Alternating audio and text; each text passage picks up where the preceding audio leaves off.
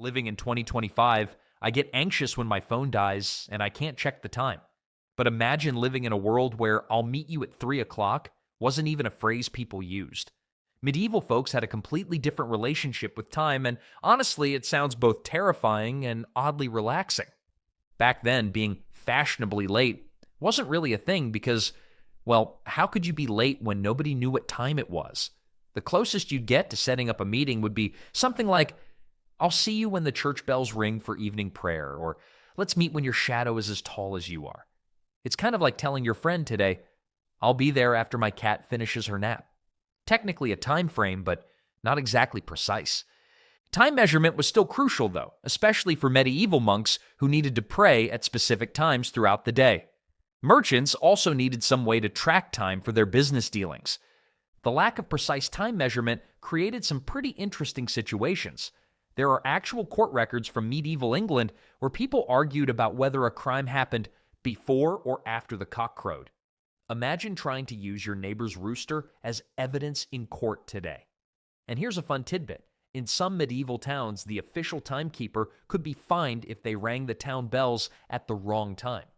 Talk about a stressful job. But perhaps the most surprising thing about medieval timekeeping was how relaxed people were about it. Without the constant pressure of exact minutes and seconds ticking by, life moved at a different pace.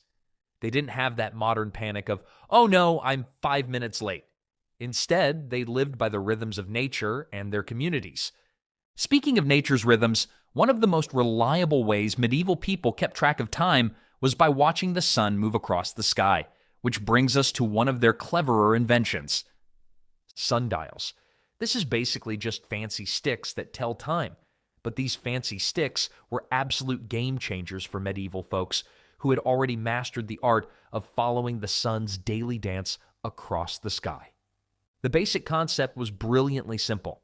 Stick a pole, which is called a gnomon, in the ground, and its shadow would move as the sun traveled overhead. Medieval craftsmen took this simple idea and ran with it, creating some seriously impressive devices. Sure, they weren't as precise as your smartphone, but they could tell you if it was roughly time for lunch. And let's be honest, that's what really matters, right? Some medieval sundials were so precisely engineered that they could track time down to 15-minute intervals. Not bad for something that's essentially a glorified stick in the ground.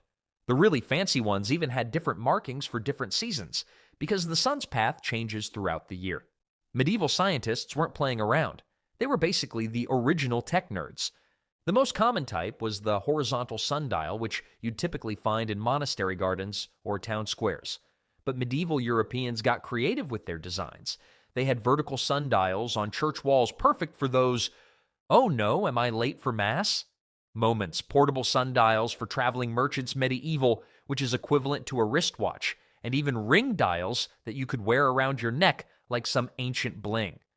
Speaking of monks, they were particularly obsessed with accurate sundials because their whole day revolved around specific prayer times. Imagine being the monk who had to explain to the abbot why everyone missed morning prayers because your sundial calculations were off. "Sorry, boss, I forgot to carry the one when calculating the equinox adjustment." That wouldn't fly very well in a medieval monastery, but sundials had their share of problems. First off, they were completely useless at night, which is kind of like having a phone that only works when you're standing on one foot and facing north. They also didn't work on cloudy days, which, if you know anything about medieval European weather, was pretty often. In places like England or northern France, you might as well have been using a chocolate teapot for all the good your sundial would do during those gray winter months. Every sundial had to be specifically designed for its exact location. Move a sundial even 50 miles north or south, and suddenly your lunch break is happening at breakfast time. Medieval merchants learned this the hard way. There are actually records of people complaining about sundials giving wrong times after being relocated. It's like having to recalibrate your watch every time you visit your grandmother. Some clever medieval folks tried to solve these problems by creating universal sundials that could be adjusted for different latitudes. These were basically the Swiss Army knives of medieval timekeeping. Complicated, expensive, and something you definitely show off to your neighbors. "Oh, this old thing? It's just my portable altitude-adjusted sundial with seasonal correction factors. No big deal." Medieval Islamic astronomers took sundial technology to a whole new level. They created sundials that could tell you not just the time, but also the direction of Mecca for prayers. These sophisticated designs eventually made their way to European markets, leading to some interesting cultural exchanges in timekeeping technology. The most expensive sundials were often decorated with elaborate artwork and inscriptions. One famous sundial from the 13th century was covered in gold leaf and had precious stones marking the hours. Talk about medieval bling! Some even included witty Latin phrases about the passing of time, like, "I mark only sunny hours." Medieval humor at its finest, folks. But here's something that really shows how important sundials were. Medieval universities actually employed official sundial keepers. These lucky folks had the prestigious job of maintaining and adjusting the university sundial. They were basically the IT department of the Middle Ages, except instead of resetting passwords, they were calculating solar angles and seasonal variations. There were even sundial instruction manuals written in medieval times. One particularly amusing text from the 12th century starts with what translates to, "First, ensure your sundial is not upside down." Apparently, even medieval tech support had to deal with user error. The manual goes on to provide increasingly complex instructions, probably causing just as much frustration as modern-day IKEA furniture assembly guides. The biggest flex in medieval times wasn't having the latest chariot or the fanciest sword. It was owning a super accurate sundial. Wealthy merchants and nobles would commission increasingly elaborate designs, trying to one-up each other with fancier features. It was basically the medieval version of having the latest iPhone model before anyone else. While sundials were great when the sun was shining bright, medieval people needed something more reliable for those gloomy days and dark nights. That's where another clever invention came into play, one that didn't need the sun's cooperation at all. When the clouds rolled in and sundials became about as useful as a chocolate fire guard, medieval people turned to something a bit more reliable: water clocks, or as the fancy folks called them, clepsydras. The name comes from Greek words meaning water thief, though honestly the only thing these devices stole was everyone's attention. The basic water clock worked kind of like an hourglass, except with water instead of sand. Drop by drop, water would flow from one container to another, with markings showing how much time had passed. It sounds simple, but some medieval engineers took this basic concept and turned it into the medieval equivalent of a Rube Goldberg machine. Take the most famous water clock ever built in medieval times, the one created by Al-Jazari in 1206. This thing wasn't just a clock, it was a full-on robot show. It had floating musicians, automatic doors, and even mechanical peacocks that would spread their tails every hour. Talk about showing off. It's like someone looked at a regular clock and said, "You know what this needs? Dancing puppets and birds that move by themselves?" Medieval water clocks came in all shapes and sizes. The smallest were portable devices used by scholars and physicians, while the largest were massive public installations that required entire rooms. One particularly impressive clock in a Damascus mosque used a series of containers that would tip over like dominoes throughout the day, creating a chain reaction of timekeeping. Each container would trigger the next one, and the whole system reset itself every 24 hours, assuming nobody bumped into it, that is. Medieval doctors used small water clocks to check patients' pulse rates. They'd count heartbeats while a specific amount of water dripped through their portable clock. It was basically a medieval fitness tracker minus the step counter and annoying notifications to stand up every hour. Some physicians got so good at this that they could diagnose illnesses based on how many water drops worth of heartbeats their patients had. The interesting thing about water clocks was that they worked at night, unlike their sun-dependent cousins. This was huge for medieval monks who needed to wake up for midnight prayers. Before water clocks, they had to rely on someone staying awake to watch the stars. Talk about a rough job. Brother John fell asleep during morning prayers again. Well, yeah, he was up all night staring at the sky. But water clocks had their own quirks. For one thing, water flows faster or slower depending on temperature, which means these clocks could run fast in summer and slow in winter. Medieval clock keepers had to constantly adjust the size of the water flow hole to compensate. It was like having to reprogram your digital clock, except instead of pushing buttons, you're fiddling with tiny holes while trying not to flood the monastery. Particularly clever medieval engineers created water clocks with automatic compensation systems. They'd add extra chambers and floats that would adjust the water flow based on pressure changes. These guys were basically the Silicon Valley engineers of their time, except instead of coding in Java, they were coding in H2O. One famous clock in Toledo even had a system of weighted floats that would automatically adjust the water flow rate as temperature changed. Medieval automation at its finest. The most sophisticated water clocks could divide the day into equal hours, a big deal when most people were still using temporal hours that changed length with the seasons. Imagine trying to schedule a meeting when an hour could be anywhere from 45 to 75 minutes, depending on the time of year. No wonder medieval people were always late to things. Records show that one particularly exasperated merchant wrote, "Met with the wool trader at the 3rd hour, which was apparently the 4th hour by his water clock and definitely the 5th hour by the town sundial." One of the biggest challenges with water clocks was keeping them running in freezing weather. Some medieval clock keepers got creative and started using wine instead of water in winter. This probably led to some interesting situations. Is the clock running fast, or have you been sampling the timekeeping fluid again? Records from one French monastery showed they switched to watered-down wine in winter months, leading to suspiciously frequent clock maintenance sessions. The maintenance of these clocks was a full-time job. Clock keepers had to regularly clean the pipes, adjust the flow rate, and top up the water. It was like being a cross between a plumber and a timekeeper. There are actual medieval records of clock keepers complaining about algae building up in the tubes. Apparently, even medieval job complaints included dealing with green gunk. One particularly amusing complaint from a 13th century clock keeper reads, "The water vessel grows more grass than the monastery garden." In some places, water clock maintenance became a family business, with the secrets of keeping these temperamental timepieces running being passed down from generation to generation.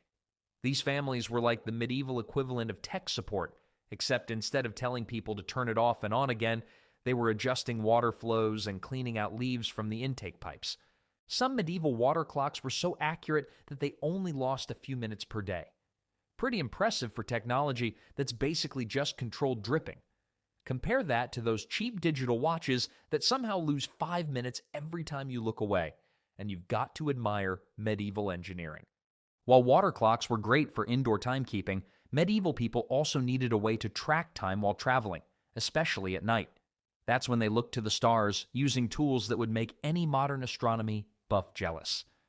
If water clocks were medieval smartphones, astrolabes were definitely their GPS systems. Talk about a Swiss Army knife of medieval gadgets. These beautiful brass instruments could tell time, navigate ships, measure the height of buildings, and even predict which stars would be visible on your birthday. The word astrolabe literally means star taker, but medieval people might as well have called it the show off your wealth and knowledge machine. Owning an astrolabe was like having the latest MacBook Pro and actually knowing how to use all its features. You weren't just rich, you were tech savvy. Medieval Islamic scholars absolutely dominated the astrolabe game. They made these devices so precise that they could measure angles down to 1 minute of arc. That's 1/60th of a degree. To put that in perspective, that's like being able to spot a penny from a football field away.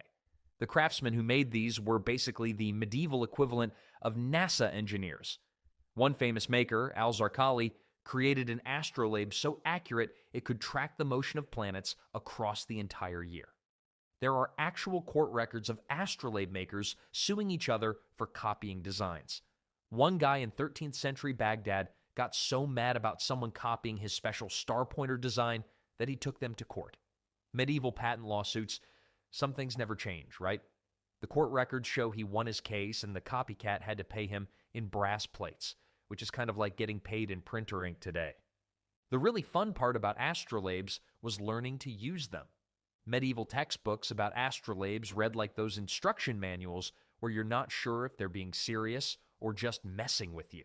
One famous manual starts with, "First, make sure you're holding it right side up. If the stars appear to be falling, you're doing it wrong." Medieval tech support at its finest. Another manuscript included a troubleshooting guide with gems like, If your calculations say the sun should rise at midnight, you've probably made a mistake. But getting your hands on an astrolabe wasn't easy. These things were expensive. Like, sell your cow and maybe your neighbor's cow too, expensive. A really good astrolabe could cost as much as a small house. There's a funny story about a medieval scholar who pawned his entire library just to buy one. His excuse? Books tell you about the stars, but an astrolabe shows you where they are. Try using that logic next time you want to buy something expensive. The coolest feature of medieval astrolabes was their ability to solve astronomical problems without any calculations. Want to know when the sun will rise tomorrow? Just twist the dial. Need to figure out how long until sunset? There's a setting for that. It was basically a medieval computer, complete with its own version of apps. Different metal plates you could swap in for different latitudes. Some advanced models even had interchangeable plates for different cities, making them the perfect tool for medieval travelers. Some particularly fancy astrolabes even had special features for determining the best times for medical procedures. Medieval doctors believed certain astronomical alignments were better for different treatments. Sorry, can't remove that tooth today. Mars is in retrograde. Come back next week. At least it was a better excuse than the computer system is down. Records show some physicians would charge extra for consultations that included astrolabe readings. Medieval upselling at its finest. The accuracy of these devices was mind-blowing. A skilled user could tell time within 15 minutes just by looking at the stars. Pretty handy when your water clock sprung a leak or your sundial was having a cloudy day. Medieval sailors used them to navigate across oceans, though you had to be pretty brave to trust your life to a brass disc while sailing through a storm.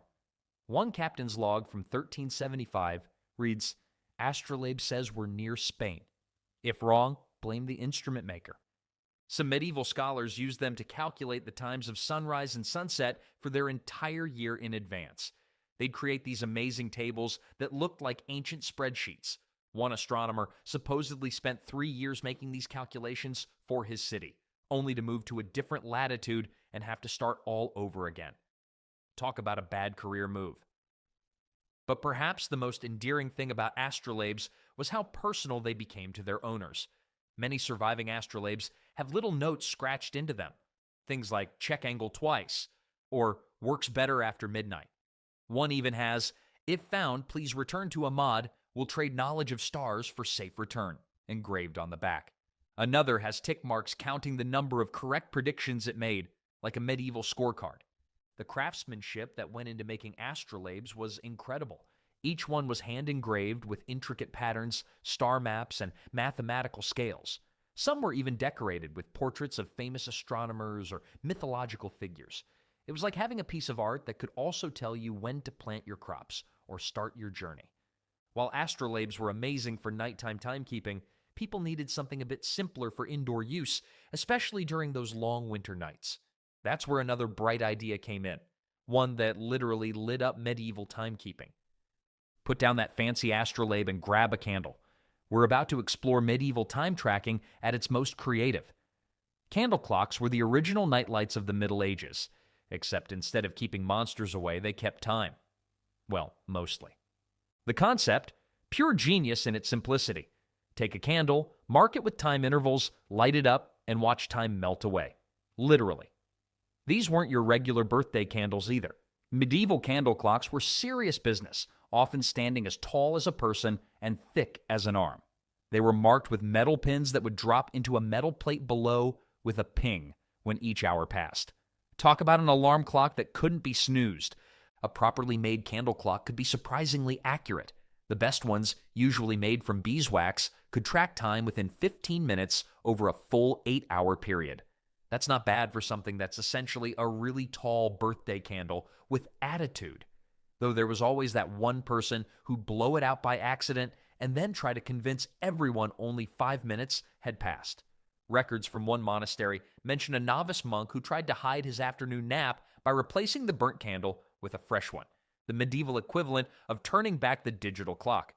The monks especially loved these things. They'd set up special prayer candles that would burn for exactly 4 hours, perfect for timing those middle-of-the-night prayer sessions. One monastery record from 1234 shows they went through over 2,000 timing candles in a single year. That's a lot of wax. The monk in charge of ordering supplies must have had some interesting conversations.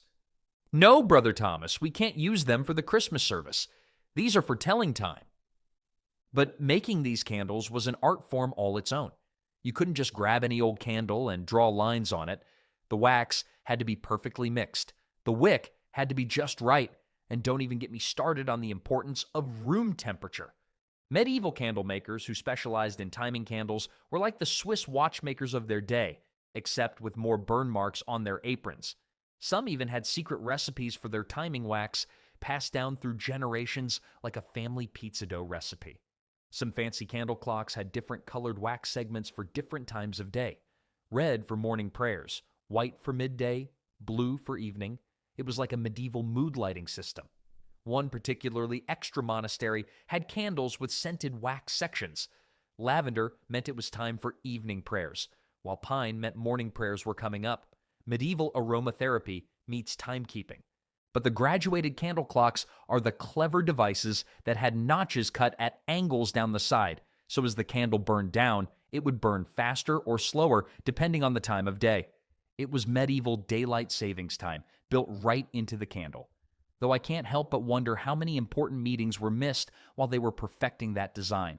One merchant's diary complains about showing up to a meeting at the third notch, only to find everyone else had used different candles. Of course, these clocks weren't without their problems. A draft could make them burn unevenly. Humidity could mess with the burning rate, and don't even think about using them outside on a windy day. One medieval record tells of a merchant who tried to use a candle clock during a stormy night journey. He ended up 3 towns over by morning because his candle burned twice as fast in the wind. Medieval GPS fails.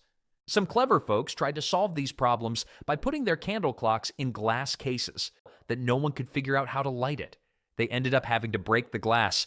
Medieval tech support at its finest. The repair bill probably cost more than a year's worth of candles. But the best innovation had to be the water candle clock combo. Some genius figured out that you could put a candle clock in a container with a water clock as backup. If the candle went out, you still had the water clock. If the water clock leaked, you still had the candle. It was medieval redundancy planning, though maintaining 2 types of clocks probably gave the medieval timekeepers twice the headaches. But pricing these things was tricky. A good timing candle could cost you a day's wages, and you had to keep buying new ones. It was like having a subscription service for time itself.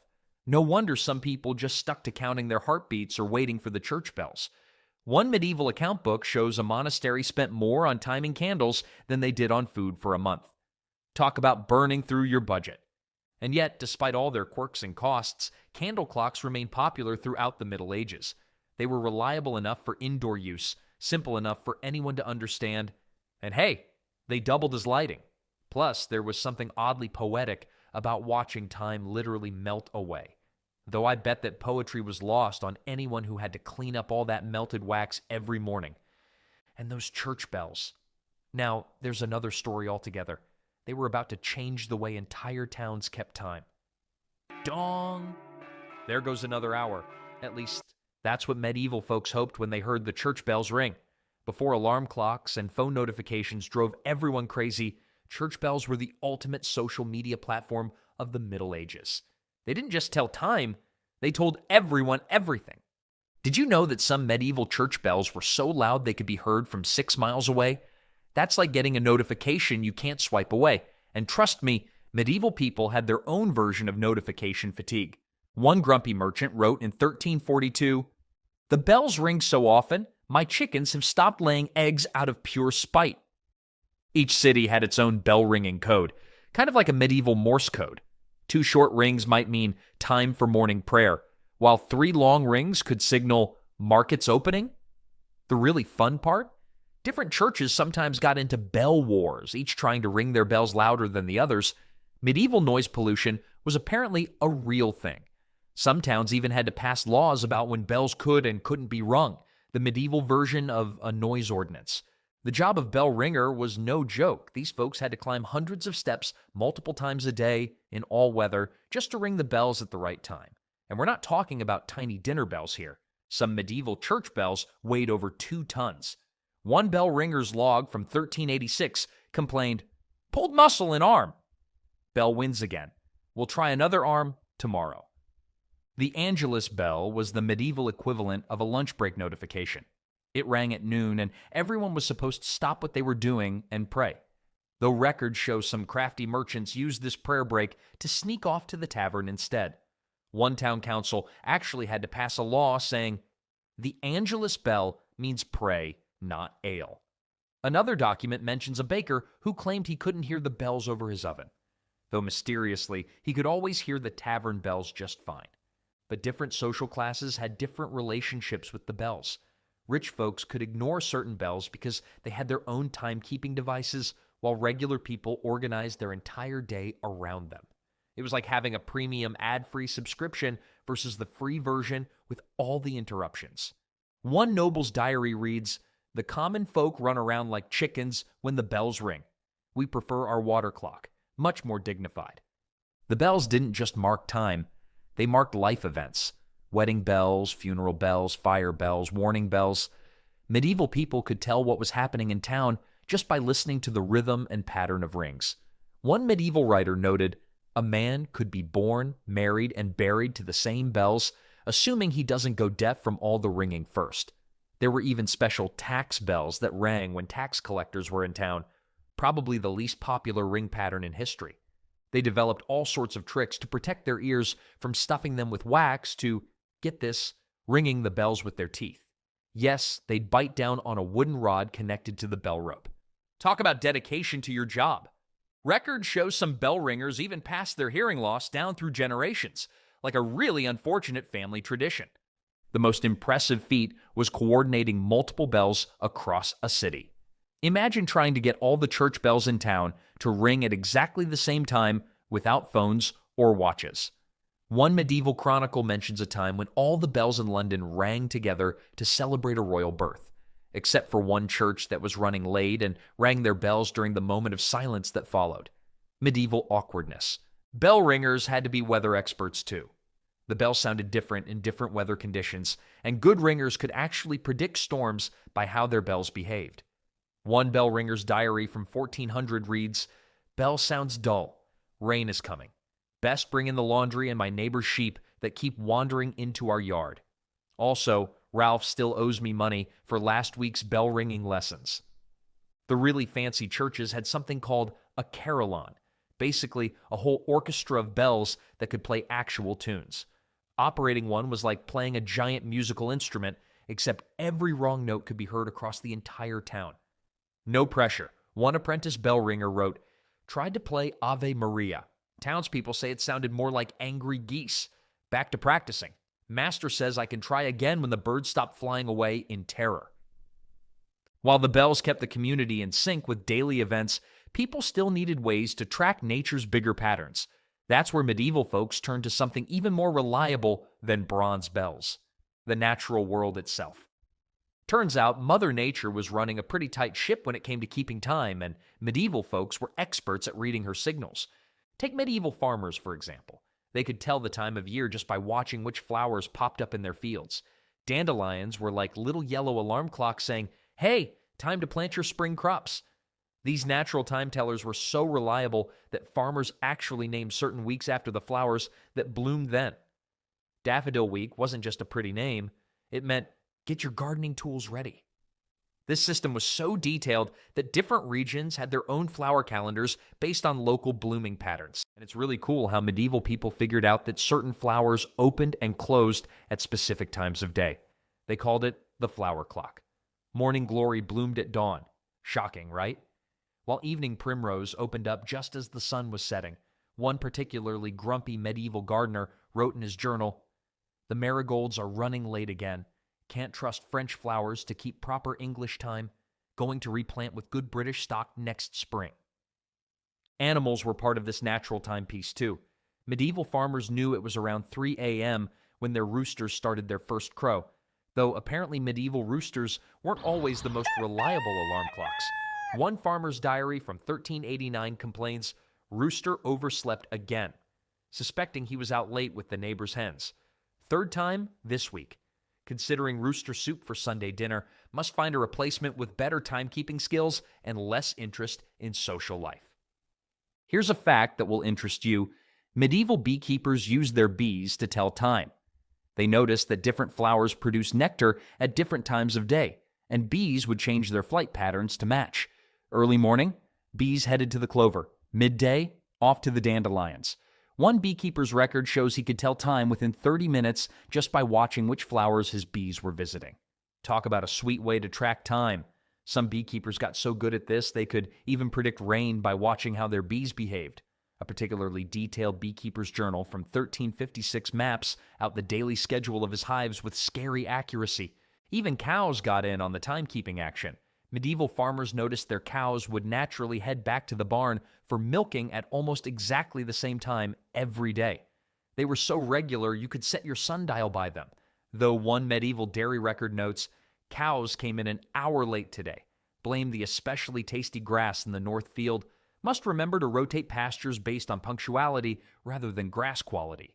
Starting to suspect the cows are organizing some sort of protest against our current milking schedule.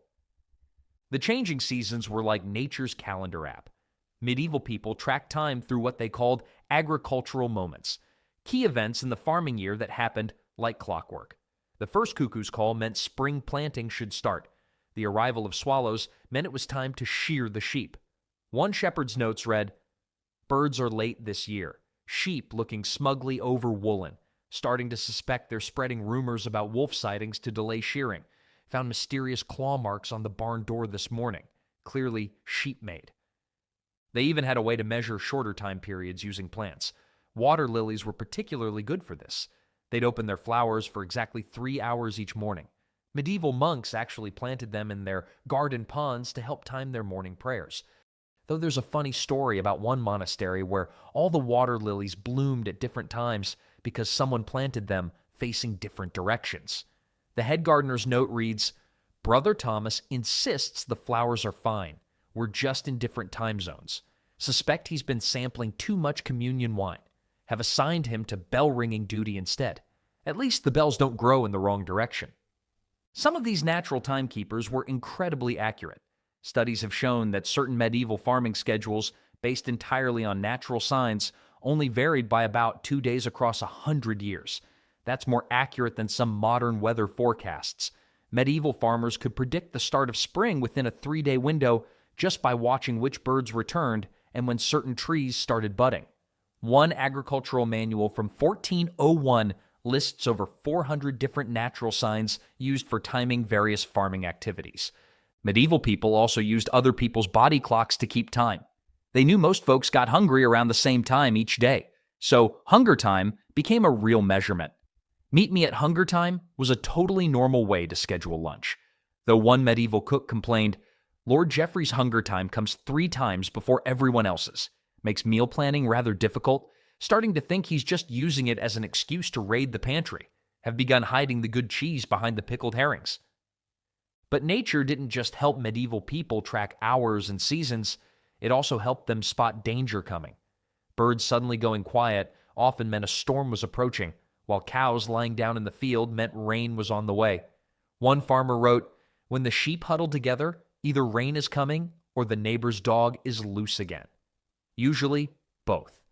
Today, they're huddling and looking guilty. Suspect they've eaten through the vegetable garden again. Wife suggests we start a betting pool on which excuse is correct each time.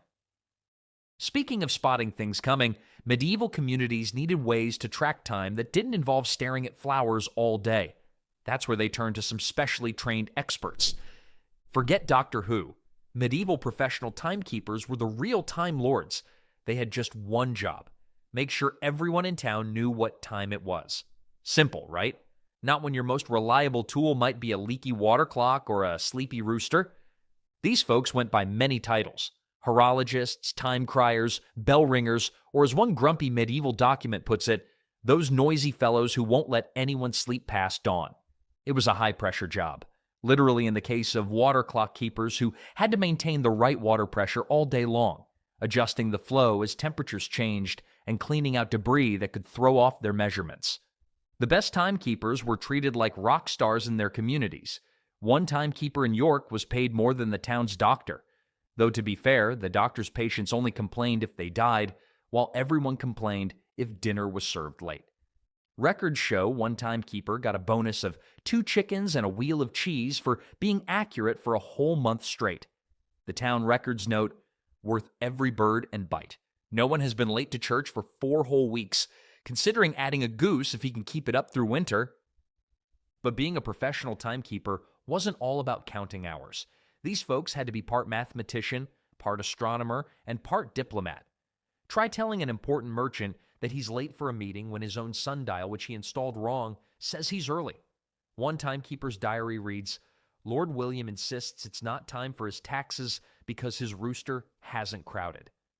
Rooster mysteriously stopped crowing 3 weeks ago. Suspicious. Found feathers in his kitchen yesterday. Playing dumb. We'll add an extra hour to his tax time as compensation for attempted time fraud. Town criers had it particularly rough. They had to walk around shouting the time every hour in all weather. One medieval record shows a crier caught a cold and his voice dropped so low that everyone thought it was 3 hours later than it actually was. The entry reads, John's voice finally recovered. Town schedule is back to normal. Baker, particularly relieved, was tired of serving lunch at breakfast time. The tavern keeper was less pleased, was enjoying the extra evening hours, have suggested John practice his calls before each round to avoid future confusion. Some towns had multiple timekeepers who were supposed to coordinate with each other. You can guess how well that worked out. There are actual court records of arguments between timekeepers about whose time was the real time. One document from 1378 describes 2 timekeepers getting into a fistfight over whether noon had arrived yet. The judge's verdict? Both fined 1 penny for behaving like children. Also, it's clearly past noon now anyway. Court adjourned for lunch, and no, we won't be using either of their times to decide when court resumes. The job came with some weird responsibilities, too. In some towns, timekeepers had to track beer time, the official hours when taverns could serve drinks.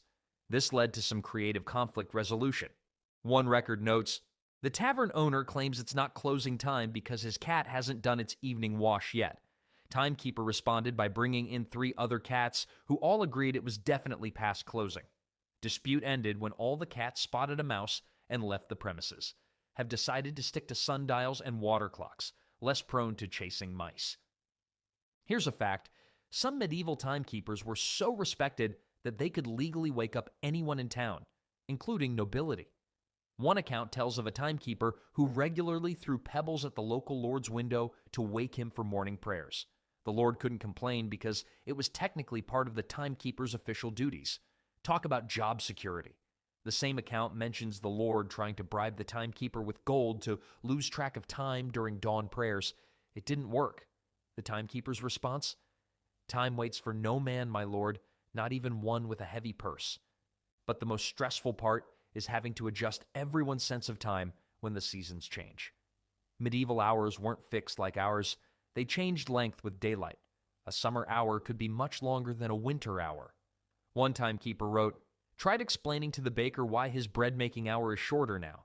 He threw a loaf at me. At least it wasn't fully baked this time. Have suggested he count by loaves instead of hours. He's considering it. Meanwhile, the miller insists his grinding hours should stay the same length all year. Explained that's not how the sun works. He remains unconvinced. The really dedicated timekeepers would create detailed records of their methods. Some of these survive today, and they're hilarious. One from 1392 includes the note, for accurate morning time, count the baker's snores. When they stop, it's dawn. Unless it's Sunday, he sleeps in and throws off the whole system. Have started paying his apprentice to wake him up. Cost, 1 small pie per week. Worth it. Must remember to specify the filling next time. The apprentice claims rhubarb counts as fruit. And when timekeepers made mistakes, those stories are legendary. One town's records show they celebrated New Year's Eve twice in 1387 because the timekeeper lost track of the days. Instead of admitting the mistake, he convinced everyone the first celebration was actually for Old Year's Eve and started a new tradition. The town liked it so much they kept doing it for years until a new timekeeper arrived and was thoroughly confused about why everyone celebrated New Year's twice. The tradition only ended when someone finally did the math and realized they were gradually shifting the whole calendar year backwards. But while these dedicated timekeepers were struggling to tell people when to eat lunch, medieval society as a whole was pulling off some truly feats of coordination. Take cathedral building, for example. These weren't just big churches, they were massive construction projects that took decades to complete. And somehow they managed to coordinate hundreds of workers without a single digital project management tool. Instead, they used a fascinating system songs. Yes, songs. Workers would time their lifting and moving of heavy stones to specific chants and rhythms. One construction record from 1347 notes. Master mason insists workers sing slower, stones moving too fast, causing wall alignment issues. Choir master was offended. Architectural dispute turned into a musical crisis. The military timing was even more impressive. Medieval armies could coordinate attacks across huge distances using a combination of flags, horns, and prearranged signals. One battle account describes how an army timed their attack based on when a specific bird usually started its morning song. The commander's log reads, "Bird sang late today. Entire battle plan was delayed. Note for future, have a backup bird." They even developed a sophisticated system of beacon fires that could send messages across hundreds of miles in just a few hours. Medieval builders could predict almost exactly how long it would take for mortar to dry in different weather conditions. They didn't have humidity meters or temperature gauges. They just knew from experience and careful observation. One builder's manual has this gem.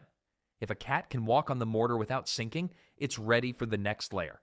If a cat refuses to walk on it, find a braver cat.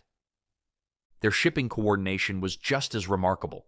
Ports would schedule dozens of ships arriving and departing using nothing but tide tables and weather patterns. One harbor master's log from 1389 shows they successfully managed 47 ships in one day using just the height of waves and the position of seabirds as timing guides. Though there is one funny entry, 3 ships arrived early. Blamed it on enthusiastic wind. Suspect they just can't read tide markers. Medieval universities had their own impressive timing systems too. They could coordinate classes across multiple buildings using a combination of bells, sand clocks, and student messengers. One professor's diary complains, "Students claim they were late because the philosophy building's bells are running slow." Suspect they were just at the tavern. Must coordinate with bell ringer and tavern keeper. But perhaps the most remarkable success story was how they managed to brew beer with surprisingly consistent timing. Without thermometers or precise clocks, medieval brewers could time their brewing stages perfectly using just touch, sight, and sound. One brewery record states, "When the master brewer's bald head stops steaming when he bends over the vat, it's ready for the next stage." Hey, whatever works. All these successes came from something we've kind of lost today. The ability to read and work with nature's own rhythms. While we're all staring at our phones, medieval folks were reading the sky, the plants, and the animals around them. Sure, they might not have been able to tell you it was exactly 3:47 p.m., but they could tell you exactly when the tide would turn, when the storm would hit, and when the bread would be perfectly baked. Maybe they were onto something with their more flexible approach to time. After all, their cathedrals are still standing. Their trade routes worked for centuries, and their brewing recipes are still used today. Not bad for people who thought 1/4 past sunrise was a precise enough meeting time.